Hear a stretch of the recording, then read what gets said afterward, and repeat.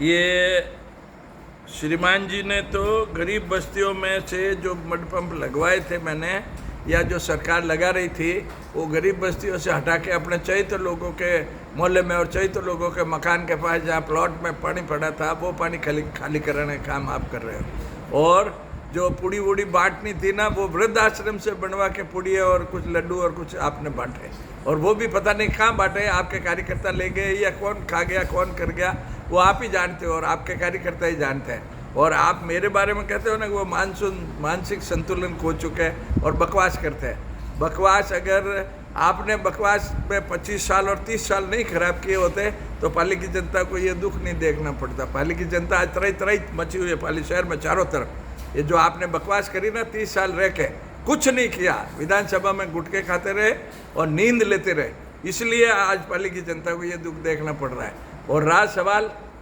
मेरा, तो मैं तो 8 महीने हुए मेरे को, उसमें भी 2-2.5 महीने इसमें आचार संहिता में और उसमें चले गए, और विधानसभा के पहले सत्र में ही मैंने ये बता दिया, साबित कर दिया कि एक विधायक किसको कहते हैं या विधायक क्या करते हैं। आप 25 साल में भी ये अपने आप को एस्टेब्लिश नहीं कर सके विधानसभा में। आपको जनता ने बनाया, आपने अपना घर भरा, आपने अपने दोनों हाथों से भू माफियाओं के साथ मिलके, टैंकर माफियाओं के साथ मिलके लूट खसोट का काम किया। इसलिए आज पाली 30 साल आपके साथ रहने के बावजूद भी, और आपको तो गर्व करना चाहिए अपने आरएसएस के कार्यकर्ताओं पर कि जिनकी बदौलत आप 30 साल तक शासन करते रहे, 30 साल तक लोग आपको वोट देते रहे। और धन्यवाद है उन आरएसएस के कार्यकर्ताओं का, आपको तो उनको धन्यवाद देना चाहिए जिन्होंने बिना अपने स्वार्थ के आपका साथ दिया। और आज वही कार्यकर्ता, वही आरएसएस के कार्यकर्ता कहीं खड़े रहते हैं या कहीं बात करते हैं तो उनको शर्मिंदगी महसूस होती है कि हमने कैसे आदमी को 25-30 साल हम कैसे उस आदमी के साथ रहे।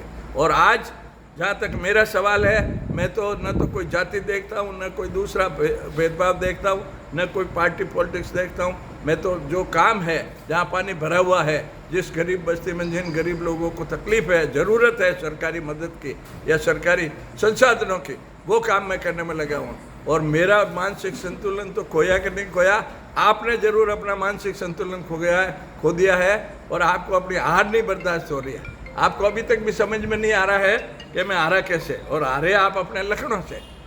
आपने अगर जनता का भला किया होता नहीं तो आपको 30 साल तक लोग वोट देते जा रहे थे, लोग अभी भी वोट देते हैं। लेकिन आपकी जो हरकतें थी वो इस 30 साल में, इस 9वें चुनाव में, ये तो मेरी हिम्मत की दाद दीजिए, मेरे कार्यकर्ताओं की हिम्मत की दाद दीजिए कि मैं 9 चुनाव लड़ा, और 9 चुनाव के बाद आपके लोग जो आपके साथ रहते थे उनको भी समझ में आ गया कि ये आदमी धिक्कार है, इस आदमी के साथ रहने में कोई फ़ायदा नहीं है। इसलिए आप अपना मानसिक संतुलन किसी डॉक्टर से चेक कराओ, मेंटल अपना चेकअप कराओ, और आपकी हेल्थ सही रखो।